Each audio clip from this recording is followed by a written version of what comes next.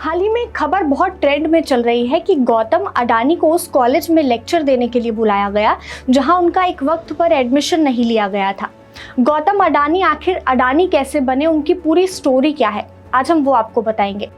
हाल ही में गौतम अडानी को teachers day के मौके पर जय हिंद कॉलेज ने लेक्चर के लिए एल्यूमनी के तौर पर बुलाया और 1970 के दशक में उसी कॉलेज में मुंबई में जब गौतम अडानी अपना एडमिशन लेने के लिए गए थे तब उनकी एडमिशन एप्लीकेशन को डिक्लाइन कर दिया गया था। यानी उनका दाखिला उस कॉलेज में करने से कॉलेज वालों ने मना कर दिया था। उनके बड़े भाई जो विनोद हैं वो भी उसी कॉलेज में पढ़े थे, लेकिन गौतम अडानी का एडमिशन उस कॉलेज में नहीं होता है। उस कॉलेज में जब उनकी एप्लीकेशन रिजेक्ट हो जाती है उसके बाद वो ये सोचते हैं कि अब मैं पढ़ाई लिखाई छोड़कर बिजनेस की दुनिया में कदम रखूंगा। और आज आप सब ये देख रहे हैं कि वो 220 बिलियन डॉलर के सेटअप के मालिक हैं और उनकी नेटवर्थ 84 बिलियन डॉलर है। कॉलेज छोड़ने के बाद गौतम अडानी ने सबसे पहले डायमंड सॉर्टर के रूप में काम किया।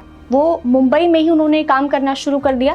यानी वो आए थे ये सपना लेकर कि मैं पढ़ाई लिखाई करूंगा। लगभग 16-17 साल उनकी उम्र रही होगी और जब उनका कॉलेज में एडमिशन नहीं हुआ तो उन्होंने ये फैसला लिया कि अब मैं यहीं से अपना बिजनेस शुरू कर दूंगा। और कुछ समय तक उन्होंने डायमंड का बिजनेस किया।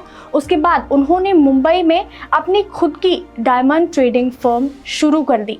ये उनके बिजनेस करियर का सबसे पहला कदम था। इसके बाद उन्होंने प्लास्टिक का व्यापार भी शुरू किया। 1981 में गौतम अडानी अपने भाई के प्लास्टिक की कंपनी में शामिल हो गए। उन्होंने पीवीसी के इंपोर्ट में अपना व्यापार करना, बिजनेस करना शुरू कर दिया और ये पहला बिजनेस उनकी पहली सबसे बड़ी व्यावसायिक सफलता थी। यानी इस बिजनेस ने उनको बहुत तरक्की कराई, जिसके बाद उन्होंने अपने बिजनेस अंपायर को खड़ा किया। और ये जो प्लास्टिक बिजनेस है इसको ये भी कहा जाता है कि ये इनके बिजनेस अंपायर की एक बहुत बड़ी नींव है। इसके बाद उन्होंने कमोडिटी ट्रेडिंग शुरू करी। 1988 में उन्होंने अडानी एक्सपोर्ट्स की कंपनी शुरू करी जो बाद में अब अडानी एंटरप्राइजेस के नाम से जानी गई। ये कंपनी एग्रीकल्चर प्रोडक्ट्स, मेटल्स और टेक्सटाइल का बिजनेस करती थी। इस कंपनी ने ग्लोबल ट्रेडिंग मार्केट में अपनी जगह इस तरीके से बनाई कि इनको फिर से एक बार बहुत बड़ी सफलता मिली। 1990 के दशक में अडानी ने इंफ्रास्ट्रक्चर क्षेत्र में कदम रख दिया और जब इंफ्रास्ट्रक्चर की बात आती है, अडानी की बात आती है, तो जो सबसे बड़ा और सबसे जाना माना नाम सबके दिमाग में आता है वो है मुंद्रा पोर्ट। और 1990 के दशक में उन्होंने मुंद्रा पोर्ट की स्थापना की।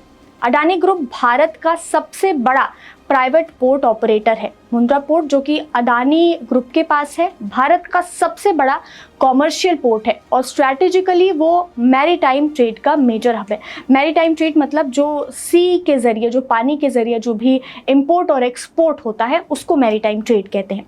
मुंद्रा पोर्ट से हर साल लगभग 144 मिलियन टन्स कार्गो हैंडल किया जाता है, जो देश का एक्सपोर्ट और इंपोर्ट को जो कॉमर्स है उसको बहुत तेज़ी से आगे बढ़ाता है। अडानी ग्रुप ने एयरपोर्ट्स का भी मैनेजमेंट और ऑपरेशन शुरू कर दिया, उसमें भी उन्होंने प्रवेश किया। उन्होंने भारत के प्रमुख हवाई अड्डों में अपना प्राइवेटाइजेशन किया। और अगर प्राइवेटाइजेशन की बात आती है तो यहाँ पर भी अडानी का नाम सबसे पहले जुड़ता है, क्योंकि कहा यह जाता है कि प्राइवेटाइजेशन की शुरुआत गौतम अडानी ने ही की थी।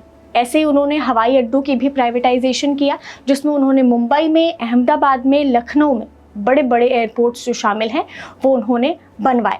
अब ये उनका सफ़र शुरू हुआ था सिर्फ एक कॉलेज में एडमिशन ना मिलने से। अगर हम लोग को कॉलेज में एडमिशन नहीं मिलता तो शायद कुछ लोग ऐसे हैं जो निराश होकर यहाँ बैठ जाते, लेकिन गौतम अडानी ने एडमिशन ना मिलने के बावजूद भी इतना कुछ अपनी ज़िंदगी में कर दिखाया और इतनी तरक्कियों पर वो पहुँचे कि उसी कॉलेज ने आज उनको एल्यूमनी के लिए बुलाया।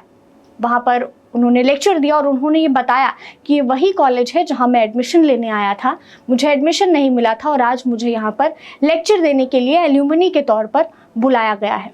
आपको गौतम अडानी की ये जर्नी कैसी लगी हमें कमेंट्स में ज़रूर बताइएगा और आप गौतम अडानी से कितना इंस्पायर हुए ये भी हमें कमेंट्स में ज़रूर बताइएगा। ऐसी तमाम जानकारियों के लिए बने रहें द राजधर्म के साथ। धन्यवाद।